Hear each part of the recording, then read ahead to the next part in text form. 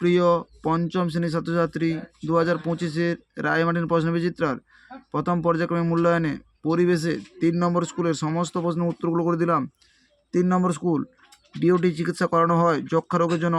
Option ক, যে মাটিতে বালি আর কাদা প্রায় সমান সমান সেটি হলো দোআঁশ মাটি। অপশান গ, বাণিজ্যিকভাবে মাছ চাষ শুরু হয়েছিল 1929 সালে। অপশান খ, মানবদের সবচেয়ে বড় হাড় হলো ফিমার। অপশান খ, অস্থি মজবুত করার জন্য প্রয়োজন ক্যালসিয়াম। অপশান ক, দুয়ের দাগে, মাটির সজীব জৈব উপাদান হলো কেঁচো।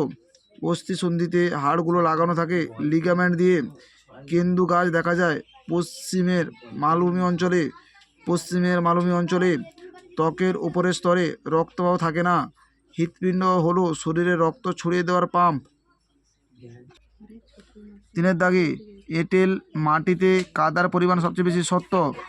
দার্জিলিংয়ে পার্বত্য অঞ্চলে ধাপ কেটে চাষ করা হয়। সত্য। 4-এর দাগে, কোচবিহারের একটি বিলের নাম কি? রসিক বিল। আকর্ষকী। 88 নম্বর পৃষ্ঠায় 1-এর দাগের প্রশ্নের উত্তরটি তোমরা দেখো। 88 নম্বর পৃষ্ঠায় 1-এর দাগের প্রশ্নের উত্তরটি হলো আকর্ষক কাকে বলে? দুটি অমেরুদণ্ডের প্রাণীর নাম কি? কেঁচো, কেন্ন। কোন উপাদান থাকার জন্য মানুষের চামড়ার রং কালো হয়? মেলানিন। ত্বকে রোদ লাগলে কোন ভিটামিন তৈরি হয়? ভিটামিন ডি তৈরি হয়। 5-এর দাগে, পশ্চিমবঙ্গের রাঢ় অঞ্চল সম্পর্কে লেখো। 108 নম্বর পৃষ্ঠায় 1-এর দাগের প্রশ্নের উত্তরটি তোমরা দেখো। রাঢ় অঞ্চল কাকে বলে ও রাঢ় অঞ্চলের বৈশিষ্ট্য, এই দুটি প্রশ্নের উত্তর তোমাদের লিখতে হবে। বাড়িতে কীভাবে ওআরএস তৈরি করা হয়? 36 নম্বর পৃষ্ঠা 4-এর দাগে প্রশ্নের উত্তরটি তোমরা দেখো। 36 নম্বর পৃষ্ঠা 4-এর দাগে, বাড়িতে কীভাবে ওআরএস তৈরি করবে? পশ্চিমের মালভূমি অঞ্চল সম্পর্কে লেখো। 103 নম্বর পৃষ্ঠা 3-এর দাগের প্রশ্নের উত্তরটি তোমরা দেখো। 103 নম্বর পৃষ্ঠা 3-এর দাগের প্রশ্নের উত্তরটি তোমাদের লিখতে হবে। চামড়ার ব্যবহার ক্রমশ কমছে কেন? 8 নম্বর পৃষ্ঠা 2-এর দাগের প্রশ্নের উত্তরটি তোমাদের লিখতে হবে। 8 নম্বর পৃষ্ঠায় 2-এর দাগের প্রশ্নের উত্তরটি তোমাদের লিখতে হবে।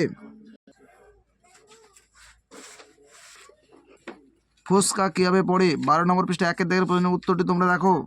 12 নম্বর পৃষ্ঠা 1-এর দাগে ফোস্কা কীভাবে পড়ে? জল শোধনের দুটি উপায় লেখো। 63 নম্বর পৃষ্ঠা 1-এর দাগের প্রশ্নের উত্তরটি তোমাদের লিখতে হবে। 63 নম্বর পৃষ্ঠা 1-এর দাগের প্রশ্নের উত্তরটি তোমাদের লিখতে হবে। জল শোধনের দুটি পদ্ধতি, প্রাকৃতিক ও রাসায়নিক। প্রাকৃতিক পদ্ধতি ও রাসায়নিক পদ্ধতি উল্লেখ করবে। আমাদের ভিডিওটি যদি তোমাদের ভালো লেগে থাকে তাহলে তোমরা লাইক করো, শেয়ার করো, কমেন্ট করো। আমাদের চ্যানেলে নতুন হয়ে থাকলে চ্যানেলটিকে সাবস্ক্রাইব করে পাশে থাকা বেল আইকনটিকে ক্লিক করে রাখো। আমাদের ভিডিওগুলো আপলোড হওয়ার সাথে সাথে সবার আগে তোমাদের কাছে পৌঁছে যাবে।